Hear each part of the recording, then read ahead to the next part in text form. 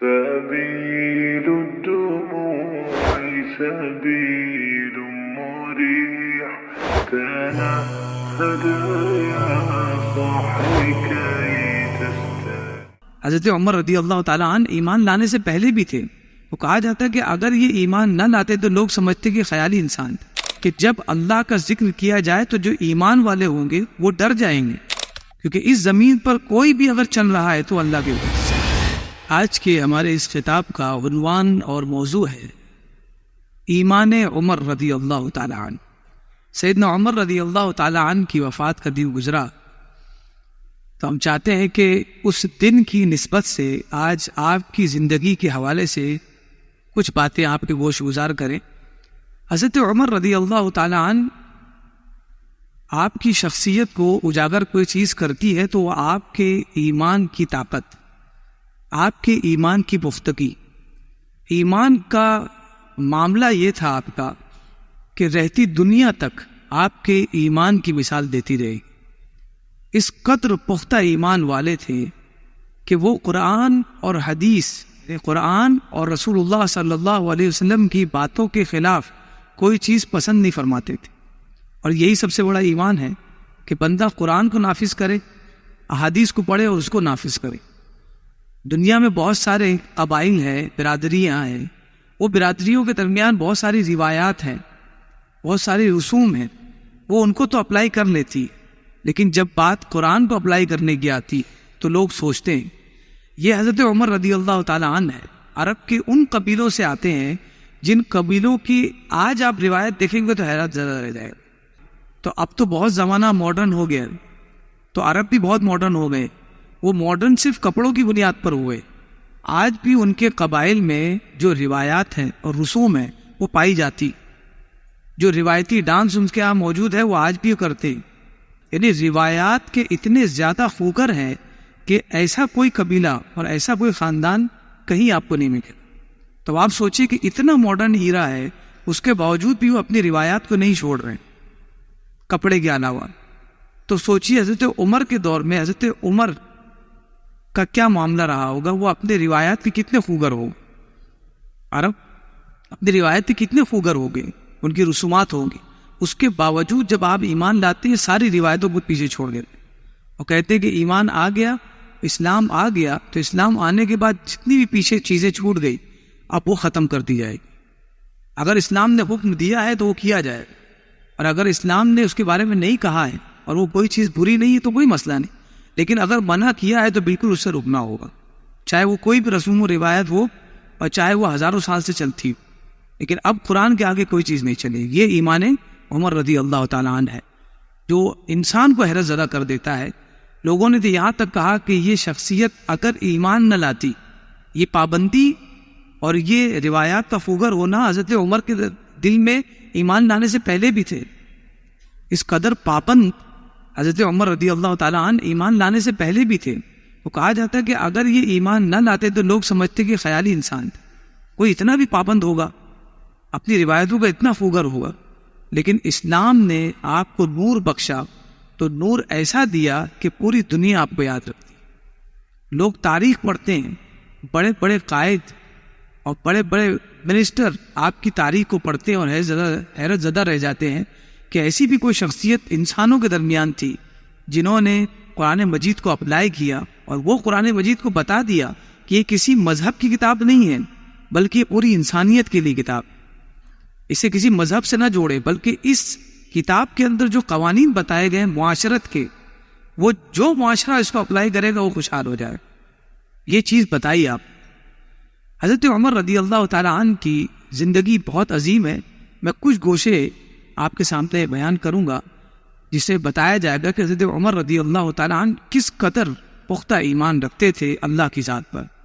اللہ تبارک و تعالیٰ ارشاد فرماتا ہے انما المؤمنون الذین اذا ذکر اللہ وجلت قلوبهم، بے شک ایمان والے وہی ہیں کہ جب ان کے سامنے اللہ کا ذکر کیا جائے تو ان کے دل ڈر جائے۔ یعنی اگر وہ گناہ کر رہا ہے اور جب اللہ کا وسیلہ دیا جائے تو وہ ڈر جائے کہ نہیں، اللہ کا نام یاد آ گیا، اب میں یہ گناہ سے اپنے آپ کو بچانا چاہتا ہوں۔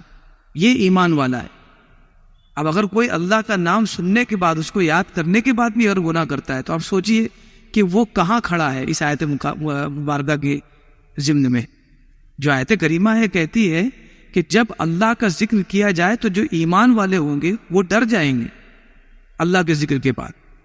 فرمایا وَإِذَا تُلِيَتْ عَلَيْهِمْ آیات، اور جب اللہ کی آیات ایمان والوں کے سامنے تلاوت کی جائے گی، بیان کی جائے گی، زادتہم ایمانا، تو وہ آیات ان کے ایمان کو اور پختہ کر دے گی، اور ترقی دے دے گی ان کے ایمان میں اور ترقی آئے گی۔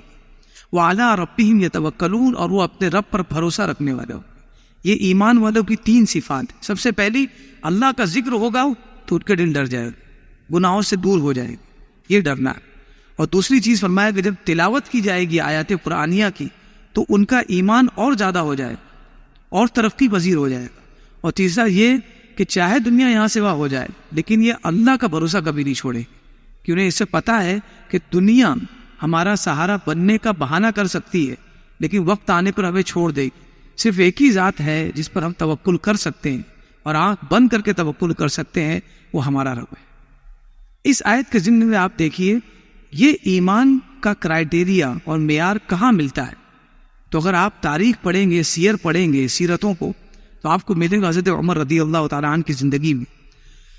آپ خلیفۃ المسلمین ہیں، آپ کے دور میں مصر فتح ہو رہا ہے، مصر فتح ہو چکا ہے، عمرو بن عاص رضی اللہ تعالیٰ عنہ گورنر ہے مصر کے، حضرت عمر رضی اللہ تعالیٰ عنہ کی جانب سے۔ یہ گورنر جب بنائے گئے اور جب آپ وہاں پہنچے تو دیکھا کہ نیل سوکھ گیا ہے، دریائے نیل سوکھ گیا ہے۔ اہل مصر آپ کی بارگاہ میں پہنچے کہ امیر نیل سوکھ گیا ہے، اور ایک نیل ہی ہمارے لیے ایک ذریعہ ہے جس سے ہم پانی پیتے ہیں، یہ نیل ہی کی وجہ سے مصر آباد ہے، اگر نیل سوکھ جائے تو پھر مصر میں رہنے کا کوئی مطلب ہی نہیں ہوتا۔ آبادی پانی سے، اور پانی اللہ نے برسایا۔ تو حضرت عمر رضی اللہ، حضرت عمرو بن عاص رضی اللہ تعالیٰ عنہ نے فرمایا کہ کیا کیا جائے؟ تو ان لوگوں نے کہا کہ دیکھیے ہمارے یہاں ہر سال ایسا ہوتا ہے کہ نیل سوکھتی ہے، تو جب بھی سوکھتی ہے تو ہم یہ کرتے ہیں کہ اس مہینے کی 13ویں رات کو ہم یہ کرتے ہیں کہ ایک کنیز کو، ایک عورت، ایک لڑکی کو جو ابھی کچی عمر کی ہے، اس کو لے کر آتے ہیں، ان کے گھر والوں کو پیسہ دیتے ہیں، راضی کر لیتے ہیں، اور اس بچی کو لایا جاتا ہے، اور لانے کے بعد اسے زیورات پہنائے جاتے ہیں۔ زیورات سے جب اسے لاد دیا جاتا ہے، اس کے بعد اچھے سے اچھا کپڑا پہنایا جاتا ہے، اور اس کے بعد ہم نیل کے حوالے اسے کر دیتے ہیں۔ جب اسے نیل کے حوالے کر دیا جاتا ہے تو اس کے بعد یہ نیل بہنے لگتی ہے، اور یہ روایت ہمارے یہاں بھی آج بھی پائی جاتی ہے۔ تھوڑا آؤٹ سائڈ اگر جائیں گاؤں میں، وہاں بھی جو ہے وہ ڈیم کے اندر اس طرح کے معاملات لوگ کرتے ہیں، وہ ممکن ہے کہ وہ غیر مسلم ہی ہوں گے، مسلمانوں کا یہ کام نہیں۔ جب حضرت عمرو بن عاص رضی اللہ تعالیٰ عنہ نے یہ سنا تو آپ نے کہا کہ اسلام آ چکا ہے، اب اسلام آنے کے بعد یہ جتنی تمہاری رسومات ہے سب ختم کر دی جائے، اب یہ ختم ہو گئی چیزیں جو تم لوگ کرتے تھے، اب اسلام آ گیا، یہ سب کو منہدم کر دے، اسلام ساری برائیوں کو ختم کر دیتا ہے۔ اس کے بعد 3 مہینہ آپ لوگ انتظار کرتے رہے کہ نیل دوبارہ ویسے ہی رواں دواں ہو جائے گی جیسے پہلے تھی، لیکن 3 مہینہ گزر گیا، نیل جیسے کہ ویسی تھی۔ اب حضرت عمرو بن عاص مجبور ہو کر حضرت عمر بن خطاب رضی اللہ تعالیٰ عنہ جو خلیفۃ المسلمین تھے ان کی بارگاہ میں ایک خط، ایک لیٹر لکھتے ہیں اور بیان کرتے ہیں کہ حضور ایسا معاملہ پیش آیا ہے، نیل کے حوالے سے ساری بات بتاتے ہیں، اہل مصر کے معاملات بتاتے ہیں کہ یہ لوگ ایسا کرتے ہیں۔ تو وہاں سے جواب آتا ہے حضرت عمر رضی اللہ تعالیٰ عنہ کا کہ آپ نے جو کہا بہت بڑی بات کہی کہ اسلام جب آ گیا تو پچھلی ساری رسومات کو ختم کر دیتا ہے، یہ بالکل آپ نے سچی بات کہی۔ اور اس کے بعد کہا کہ جو خط میں نے آپ کو لکھ کر بھیجا ہے اس خط میں اور ایک خط ہے، اس خط کو لینا اور نیل میں ڈال دینا، تمہارا مسئلہ انشاءاللہ العزیز حل ہو جائے گا۔ حضرت عمرو بن عاص رضی اللہ تعالیٰ عنہ نے اس چھوٹے سے خط کو کھولا تو دیکھا کہ اس میں لکھا تھا حضرت عمر رضی اللہ تعالیٰ عنہ نے، حمد و صلات کے بعد، اے دریائے نیل، اگر تو اپنی مرضی سے روا دوا ہے، اپنی مرضی سے چلتی ہے تو ہمیں تیری ضرورت نہیں، کیونکہ اس زمین پر کوئی بھی اگر چل رہا ہے تو اللہ کی وجہ سے چل رہا ہے، تو اگر تو اپنی مرضی سے چلتی ہے تو ہمیں تیری ضرورت نہیں ہے۔ ہاں اگر تو اللہ رب العزت کی مرضی سے چلتی ہے، اس کی رضا سے چلتی ہے، تو ہم تجھے چلانے والے سے دعا کرتے ہیں کہ رب تو اسے چلا دے۔ یہ لکھا ہوا تھا اس خط میں، چھوٹی سی چٹھی میں. آپ نے وہ چٹھی لی اور ڈال دیا. اس رات میں مصر والوں نے دیکھا کہ اس سے پہلے نیل کی موجوں کی طغیانی کبھی نہیں دیکھی تھی. اس قطر نیل بہ رہا تھا کہ لوگ حیرت زدہ تھے کہ ابھی صبح میں سوکھا ہوا تھا اور رات میں یہ بہنے لگ گئے. بتائیے، آپ سوچیے، ہے ایسا کوئی تعویذ ہمارے پاس؟ اتنی تعویذ باندھ چکے ہیں کہ گردن بوجھل ہو گئی ہے. اتنے ہاتھ میں گڈھے باندھ لیے ہیں کہ نشانات پڑ گئے لیکن اثر کچھ نہیں ہے. وجہ یہ ہے کہ ہم اوپر کا علاج کرتے ہیں، بیماری اندر ہے، روح بیمار ہے، جسم کا علاج چل رہا ہے. یہ عمر ہے جنہوں نے بتایا رضی اللہ تعالیٰ عنہ کہ اندر سے بیمار اگر ہو تو اوپر سے علاج کوئی معنی نہیں رکھتا، اور اگر اندر سے صحت مند ہو تو پھر اوپر علاج کرتے رہو، بالکل صحیح ہو جاؤ. تعویذ بالکل پہنو لیکن پہلے اپنا اندر تو صحیح کرو. اگر سود کھاتے ہو تو تمہاری تعویذ تمہیں کبھی بھی تمہارے رزق میں برکت نہیں دے سکتی. اگر تم لوگوں پر ظلم کرتے ہو تو یہ تعویذ اور گنڈے تمہیں کبھی بھی کامیاب نہیں کر سکتے. اپنے اندر کو سیدھا کرو، اپنی روح کو اچھا کرو. جب روح صحیح ہو جائے گی تبھی انسان کامیاب ہوگا. یہی وجہ ہے کہ جب انسان مرتا ہے تو جسم وہی رہ جاتا ہے اور روح پرواز کر جاتی ہے، کیونکہ اللہ تبارک و تعالیٰ بندے کا دل دیکھتا ہے، اس کا جسم نہیں دیکھتا، اور بندہ جسم دکھانے میں لگا ہے. یہ حضرت عمر رضی اللہ تعالیٰ عنہ کا ایمان تھا. ایک چٹھی میں لکھا اور اسے پھینک دیا. انہیں پتا تھا کہ یہ میرے رب کا حکم ہے، وہ بالکل سنے. کہاں ہے ہمارا ایک حضرت عمر رضی اللہ تعالیٰ عنہ ہے اور مدینہ منورہ ہے. آپ کی خلافت کا زمانہ ہے. مدینہ منورہ میں زلزلہ آ گیا. جب زلزلہ آیا تو آپ نے اپنا درہ لیا، جو عصا آپ کے ہاتھ میں ہوتا تھا، اور وہ عصا لے کر زمین پر تیزی سے مارا اور کہا کہ رک جا، کیا میں نے تیرے اوپر کبھی ظلم کیا ہے؟ تجھ پر، تیرے سینے پر رہ کے جو میں حکومت کر رہا ہوں، خلافت کو انجام دے رہا ہوں، میں نے کبھی عدل کے علاوہ کچھ کام کیا ہے؟ میں نے صرف اور صرف عدل کیا، تو کیوں متزلزل ہوتی؟ آپ پہ یہ کہنا تو زمین رک گئی. آج ہم میں سے کوئی ایسا ہے جو یہ کہہ سکے دل سے کہ جو مجھ پر تکلیف آئی ہے یہ بلا وجہ ہے، میں نے کوئی گناہ کیا ہی نہیں؟ ہے کوئی اتنا کانفیڈنس سے کہنے والا؟ کوئی آج یہ کہہ سکتا ہے کہ آج جو ہماری تجارت میں کساد بازاری آ گئی ہے اس کی وجہ ہم نہیں ہے؟ ہم نے تو سب کچھ کیا ہے لیکن پتہ نہیں کیوں ایسا ہو رہا ہے. یعنی جب بھی بندہ گناہ کرتا ہے، یا آج اس دور میں ہم جی رہے ہیں، تو سارے گناہ کرنے کے بعد اس سے پوچھا جائے کہ یار یہ آپ کے ساتھ کیسے ہو گیا؟ کہا کہ دیکھیے نا، حیرت ہو رہی ہے، کبھی کوئی نماز نہیں چھوٹی، 4 مرتبہ حج کر چکا ہوں اور عمرہ تو گن نہیں سکتے، نماز پابندی سے ادا کرتا ہوں، لیکن کوئی گناہ ہی نہیں، مگر کیا ہے؟ آزمائش ہے. اب آپ سوچئے، جب بندے کو اپنے گناہ ہی نظر نہیں آ رہے ہو تو آزمائش کہاں سے ہو؟ اور اللہ ان بندوں کو پسند کرتا ہے جو یہ کہے جو بھی مصیبت آئی ہے میرے گناہوں کی وجہ سے آئی، میں ہوئی گناہ گار، میں گناہ گار بندہ ہوں. عشرہ مبشرہ ہے لیکن رو رہے کہ پتہ نہیں ہماری بخشی ہوگی. بشارت دے دی گئی حضور کی جانب سے کہ یہ جنت ہی میں جائیں، تب بھی رو رہے صرف اس لیے کہ ہم اپنے رب کی شکر گزار بندے بن جائیں. اور ہمارا معاملہ یہ ہے کہ ہمارے حساب میں کہیں نظر ہی نہیں آ رہا کہ ہماری کوئی غلطی ہوئی ہے. وہ کون سا دور تھا، ہم کس دور میں؟ اٹھتے بیٹھتے جھوٹ بولنے کی عادت ہمارے دل و دماغ میں راسخ ہو گئی، لیکن جب بات ثواب کی آتی ہے، تکلیف کی آتی ہے، تو سوچتے ہم نے کیا کیا تھا. تو جب تک آپ یہ نہیں مانیں گے کہ ہم ہی گلٹی ہیں، تب تک آپ اس مصیبت سے چھٹکارا نہیں پا سکتے. آپ یہ کہیں کہ جو مصیبت آئی ہے یہ میرے گناہوں کی وجہ سے آئی، یہ مانے، اور لوگوں کے سامنے نہیں، اللہ کے سامنے. پھر یہ مکاری ہو جائے گی، لوگوں کے سامنے عاجزی بتا رہا ہے، اللہ کے سامنے مانے، اپنی روح کو راضی کرے. یہی حضرت عمر ابن الخطاب رضی اللہ تعالیٰ عنہ ہے. حضرت عبداللہ ابن عباس رضی اللہ تعالیٰ عنہ فرماتے کہ میرے پاس ایک شخص آیا جس کے ہاتھ میں زخم تھا. اس نے کہا کہ حضور میرے ہاتھ میں زخم ہو گیا ہے، ہاتھ بہت دکھ رہا ہے، کچھ دم کر دے، کچھ علاج کر دے. تو حضرت عبداللہ ابن عباس، حضرت عباس ابن عبد المطلب کے بیٹے، آپ فرماتے کہ مجھے فوراً حضرت عمر کی زندگی یاد آ گئی، وہ قصہ اور وہ واقعہ یاد آ گیا جو میرے ساتھ ہوا تھا. بالکل یہی قصہ کہ جس طرح یہ شخص اپنا ہاتھ لے کر میرے پاس آیا ہے، ایسے ہی میں بھی اپنا زخمی ہاتھ لے کر حضرت عمر کے پاس گیا تھا. حضرت عبداللہ ابن عمر فرماتے میں ہاتھ لے کر جب کہا کہ حضور امیر المؤمنین میرا ہاتھ زخمی ہو گیا, تو آپ نے اپنے دونوں ہاتھوں کو میرے ہاتھ پر رکھا, سورہ فاتحہ پڑھی اور دم کیا, میرا ہاتھ شفا یاب ہو گیا, میرے ہاتھ کا سارا درد ختم ہو گیا.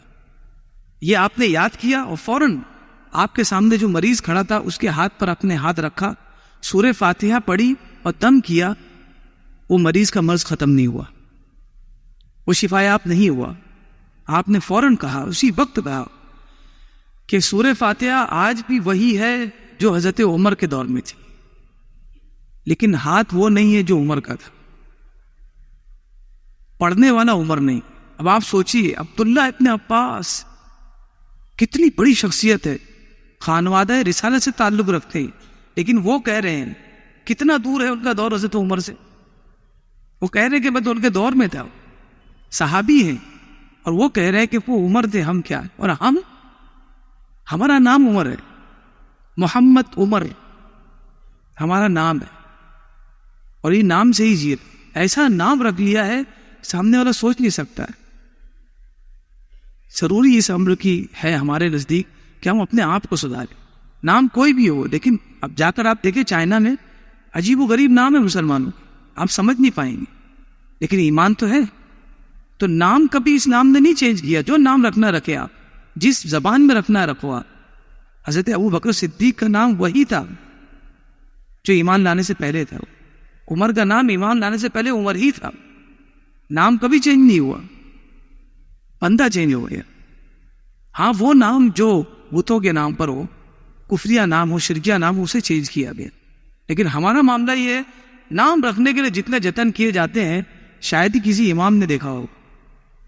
تاریخ پہ تاریخ لی جا رہی ہے اور نام رکھا جا رہا ہے. بچے کی تربیت امام صاحب کریں گے, بچے کی تربیت مولانا صاحب کریں گے, اور نام جو ہے وہ بالکل تاریخ سے ہونا چاہیے. تو یہ بہت اہم چیز ہے, تربیت اہم ہے. نام تو آپ کچھ بھی رکھ لیں, نام محمد ہے, نام محمد ہے, لیکن جا کر دیکھیں تو جوئے کے اڈے پہ بیٹھا ہوا. تو خالی نام سے ہی اثر انداز نہیں ہوتا نام, بلکہ نام کے ساتھ جس نام کا نام رکھا ہے آپ نے, اس نام کی سیرت کو اس کے سامنے بیان کرو کہ بیٹا تمہارا نام کیا ہے, تم کس شخصیت کس پرسنالٹی کے نام پر تمہارا نام رکھا گیا. تب وہ سوچے گا کہ ہاں میں کون, کس ذات کے نام پہ میرا نام رکھا گیا, مجھے کیسا ہونا چاہیے. تو یہ بہت اہم چیز ہے جو ہمیں بتایا حضرت عمر رضی اللہ تعالیٰ عنہ نے, بتایا کہ ایمان اسے کہتے ہیں کہ جب بندہ اللہ کی ذات پر ایمان رکھ لے تو زلزلہ بھی آ جائے تو وہ اللہ کے نام پہ روک سکتا ہے. اور کہا کہ میں اللہ پر ایمان لاتا ہوں, صرف یہ نہیں کہا کہ میں اللہ پر ایمان لاتا ہوں, زلزلہ کیوں آ رہا ہے, کہا کہ ایمان بھی ہے اور میں عدل بھی کر رہا ہوں, جو عدل اللہ نے بھیجا ہے وہ عدل میں نے اس زمین پر اپلائی کیا, تب یہ زلزلہ کیوں آ رہا ہے. ہم لوگ بول نہیں سکتے یہ کہ ہاں میں بڑا نیک ہوں اور مجھ پر تکلیف نہیں آنی چاہیے. تو یہ ایمانیات جو حضرت عمر رضی اللہ تعالیٰ عنہ کی زندگی سے ہمیں ملتے ہیں وہ بہت مشکل سے کہیں دیکھنے ملیں گے, اور یہی شان تھی حضرت عمر رضی اللہ تعالیٰ عنہ کی. اور یہ ہماری خوش قسمتی ہے کہ ایسی شخصیات ہمارے مذہب اسلام میں پائی جاتی ہے کہ جن کے کچھ گوشوں کو اگر ہم پڑھ لیں تو ہماری زندگی سنور جائے. اللہ تبارک و تعالیٰ کی بارگاہ میں دعا ہے کہ ہمیں حضرت عمر رضی اللہ تعالیٰ عنہ کے ایمان کا ایک قطرہ عطا فرمائے. اللہ تبارک و تعالیٰ کی بارگاہ میں دعا ہے کہ ہمیں کہنے سننے سے زیادہ اس پر عمل کی توفیق عطا فرمائے. اور آپ سب آزاد دعا کریں کہ ایک شخص حج کے دوران انہیں ہارٹ اٹیک آ گیا, دعا کریں کہ اللہ تبارک و تعالیٰ انہیں شفائے کاملہ عاجلہ عطا فرمائے اور جلد از جلد صحت اور عافیت کے ساتھ اپنے گھر والے تک پہنچائے. وصلی اللہ تعالیٰ علی خیر خلقہ محمد وآلہ وصحبہ اجمعین.